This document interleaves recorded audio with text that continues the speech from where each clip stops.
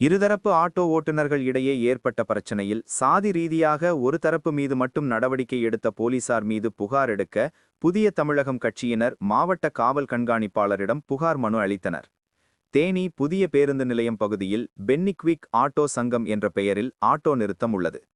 இந்த ஆட்டோ நிறுத்தத்தில் மற்றொரு தரப்பினர் ஆட்டோக்களை நிறுத்துவதால் இருதரப்பிற்கிடையே பிரச்சினை நிலவி வந்தது. இந்நிலையில் அப்பகுதியிலுள்ள ஆட்டோ நிறுத்தத்திற்கு நகராட்சி அனுமதி இல்லை என கூறி பேரிகார்டுலாய் அமைத்து போலீசார் நடவடிக்கை எடுத்தனர். இதனையடுத்து போலீசாரின் தடையை மீறி ஆட்டோ நிறுத்திய 9 நபர்களை தேனி போலீசார் கைது செய்து அவர்கள் மீது வழக்கு பதிவு செய்யப்பட்டது. இந்நிலையில் ஆட்டோ ஓட்டுநர்களுக்கு ஆதரவாக புதிய தமிழக கட்சியை சேர்ந்த நிர்வாகிகள் தேனி மாவட்ட காவல் கண்காணிப்பாளர் ஸ்நேகப்பிரியாவை சந்தித்து தங்கள் ஆட்டோ நிறுத்தத்தை செயல்படுத்த அனுமதி அளிக்க வேண்டும் என புகார் மனு அளித்தனர். பேருந்து நிலைய பகுதியில் இரு சமுதாயத்தை சேர்ந்த தரப்புக்கும் ஆட்டோ நிறுத்தம் உள்ள நிலையில் தங்கள் தரப்பை மட்டும் ஆட்டோ இயக்கக்கூடாது என போலீசார் ஒருதலைபட்சமாக செயல்படுவதாகவும் திமுகவினர் தூண்டுகளோடு சாதிய வன்மத்தோடு பல ஆண்டுகளாக ஆட்டோ இயக்கி வந்த தங்கள் ஆட்டோ நிறுத்தத்திற்கு அனுமதி கொடுக்காமல் தங்களது கொள்வாதாரத்தை பாதிப்புக்குள்ளாக்கி வருவதாக தெரிவித்துள்ளனர். தங்கள் ஆட்டோ நிறுத்தத்தை மீண்டும் செயல்படுத்த அனுமதி தர வேண்டும் என கோரிக்கை வலியுறுத்தி மாவட்ட காவல் கண்காணிப்பாளரிடம் புகார் மனு அளித்தனர். கடந்த 13 ஆண்டுகளுக்கு முன்பு புதிய பேருந்து நிலையம் கட்டுற பொழுது தேவேந்திர குல வேளாளர் சமூக மக்களும் இன்னபிற மக்களும் சேர்ந்து ஜான் பென்னிக்விக் ஆட்டோ நிலையம்ங்கிற பேர்ல பதிவு செய்து ஒரு ஆட்டோ நிறுத்தத்தை நிறுவி ஓட்டிட்டு இருக்கிறாங்க. அதே இடத்துல இன்னொரு தரப்பும் வேற ஒரு இடத்துல அந்த பஸ் ஸ்டாண்ட்ல வேற ஒரு இடத்துல வேறு ஒரு விலாசத்துல பதிவு லேட்டா சில வருடங்களுக்கு முன்பு பதிவு செஞ்சு இப்ப ஓட்டிக்கிட்டு இருக்கிறாங்க. இப்படி ஓட்டிட்டு இருக்கிற இடத்துல தேவேந்திர குல வேளாளர் சமூகத்தை சேர்ந்தவர்கள் நிறுவன அந்த ஆட்டோ ஸ்டாண்டுக்கு மட்டும் காவல்துறை தொடர்ந்து அவங்கள ஏதாவது ஒண்ணு சொல்லிக்கிட்டே இருக்கிறது, அவங்கள பிடிச்சு ஃபைன் போடுறது, இந்த மாதிரியான பிரச்சனைகளை ஆரம்பிச்சு உச்சபட்சமா இந்த இடத்துல நகராட்சி அனுமதி இல்லாம நீங்க இந்த ஆட்டோ ஸ்டாண்டு போட்டிருக்கிறீங்க, அதனால இந்த ஆட்டோ ஸ்டாண்டை நீங்க அப்புறப்படுத்தி கொடுக்கணும்னு இவங்கள்ட்ட பேச்சுவார்த்தை சில வருடங்களா நடக்குது. யாருமே போடக்கூடாதுன்னு ஒரு முடிவு எடுக்கிறது, பீஸ் கமிட்டி போட்டு அந்த பீஸ் கமிட்டியும் இல்லீகலா நடக்கிறது. முழுக்க ஆஃப்டர் 2021 திமுக ஆட்சி பொறுப்பேற்ற பிறகு திமுகவினுடைய லோக்கல் எம்பியா இருக்கக்கூடிய தங்க தமிழ்ச்செல்வன், சட்டமன்ற உறுப்பினராக இருக்கக்கூடிய மகாராஜன் இவர்களுடைய தூண்டுதலின் பேர்ல சாதி ரீதியான ஒரு சிண்டிகேட் ஃபார்ம் பண்ணி எஸ்ஆர் தமிழன் ஆட்டோ நிலையம்ங்கிற பேர்ல ஒரு சிவாஜி நகர்னு எங்கேயோ தொலைதூரத்தில் இருக்கக்கூடிய ஒரு ஆட்டோ ஸ்டாண்டு பேர்ல ஒரு பதிவு பண்ணிட்டு புது பஸ் ஸ்டாண்டை ஆக்குபை பண்ணி 4 இடத்துல பஸ் ஸ்டாண்டுக்கு நடுவில் அவங்க 10 ஆட்டோ நிப்பாட்டிக்கலாம், வழிகளில் எங்க வேணாலும் நின்று சவாரி எடுத்துக்கலாம். இந்த மாதிரி அராஜகம் செய்ய ஆரம்பிக்கிறாங்க. ஆனா ஒரே ஒரு இடத்துல கடந்த 13 வருஷமா பதிவு செஞ்சு ஓட்டிட்டு இருக்கக்கூடிய 200க்கும் மேற்பட்ட ஆட்டோ ஓட்டுநர்கள் சம்பந்தப்பட்ட ஒரு ஆட்டோ நிலையத்தை கடந்த வாரம் சட்டவிரோதமாக ஒரு எஸ்ஐ வந்து பொய்யா ஒரு புகார் கொடுத்து ஒரு நகராட்சி வந்து எங்களை வந்து நகராட்சி உத்தரவின் பேர்ல தான் இந்த அந்த நடவடிக்கை நாங்க எடுக்கிறோம், ஆணையர் வந்து கொடுத்துருக்காங்க, இது வந்து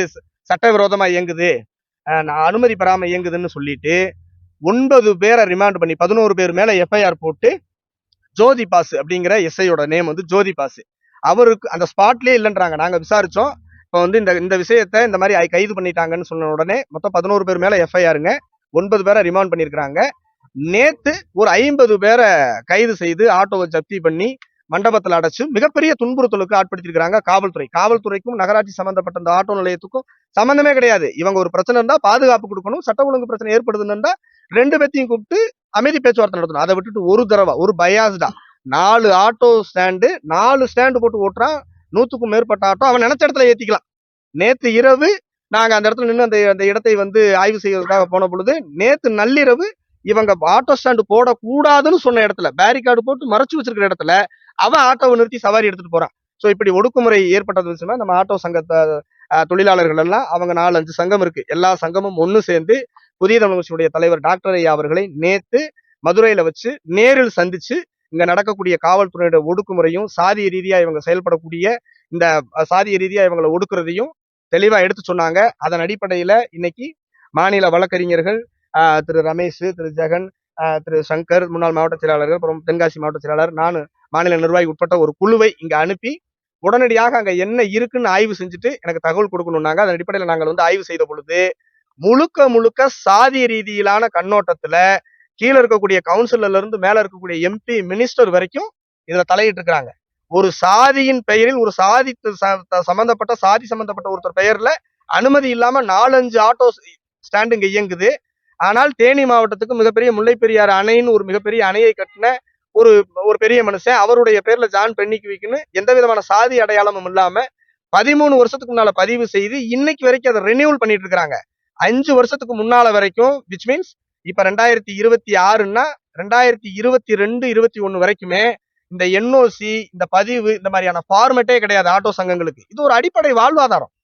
ஒரு டியூவுக்கு ஆட்டோ எடுத்து டெய்லி பகலா ஓட்டி ஒரு 2000, 3000 ஒரு நாளைக்கு 500, 600 ரூபாய் சம்பாதிக்கிறது பெருசு.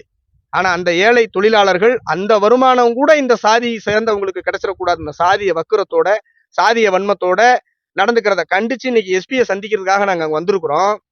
லோக்கல் காவல்துறை சாதிய வன்மத்தோட செயல்படுதுன்னு தான் எஸ்பியை சந்திக்க வந்திருக்கிறோம். இங்க நாங்க அழைக்கல, நாங்க இன்ஸ்பெக்டர் பார்க்க போல, எஸ்ஐய பார்க்க போல.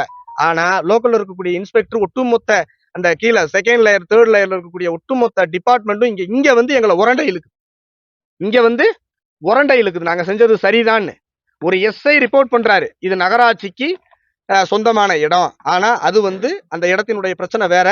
நகராட்சிக்கு சொந்தமான இடம் அது கிடையாது, அது ஒரு பட்டா லேண்டு. அது ஒண்ணு. அனுமதி பெறலைங்கிற விஷயம் எஸ்ஐக்கு எப்படி தெரியும்? அவர் எஃப்ஐஆர் போட்ட தேதியும் அதெல்லாம் சொல்லக்கூடாது, சில விஷயங்கள் கிரியேட் பண்ணுவாங்க. முழுக்க முழுக்க சாதிய வக்கிரம், சாதிய வன்மம் தவிர வேற ஒண்ணுமே கிடையாது. உழைச்சு 500, 1000 சம்பாதிக்கிறத கூட இந்த மக்கள் உழைக்கிறத அவங்க விரும்பாம கீழ்மட்டத்துல இருந்து மேல்வட்டு வரைக்கும் திமுகவை சேர்ந்தவர்கள் முழுக்க முழுக்க தலையிட்டு தேவேந்திர குல வேளாளருடைய வாழ்வுரிமையை பறிக்கணுங்கிற அடிப்படையில திட்டமிட்டு செய்யப்படுகிற சாதிய ஒடுக்குமுறை. இது சம்பந்தமாக காவல்துறை மாவட்ட உயரதிகாரியை எஸ்பியை சந்திக்கிறதுக்காக, சூப்பரிண்டென்டென்ட் ஆஃப் போலீஸை சந்திக்கிறதுக்காக நாங்கள் புதிய தமிழ்ச்சி நிர்வாகிகளோடு 100க்கும் மேற்பட்ட ஆட்டோ ஓனர்கள் ஆட்டோவை இங்கேயே பார்க் பண்ணிட்டு எங்களுக்கு வாழ்வாதாரத்தை அமைச்சு கொடுக்கணும், நீங்க பாதுகாப்பு கொடுக்கணும், எங்க ஸ்டாண்ட்லயே ஓட்டணும், அதுக்கு நீங்க தான் எங்களுக்கு பாதுகாப்பு கொடுக்கணும், உத்தரவாதம் கொடுக்கணும்னு எங்களை தொந்தரவு பண்ண, உங்க லோக்கல் காவல்துறை எங்களை தொந்தரவு பண்ணக்கூடாததுக்கு நீங்க உத்தரவாதம் கொடுங்கன்னு கேட்கறதுக்காக, மனு கொடுக்கறதுக்காக எஸ்பியை சந்திக்க வந்திருக்கிறோங்க.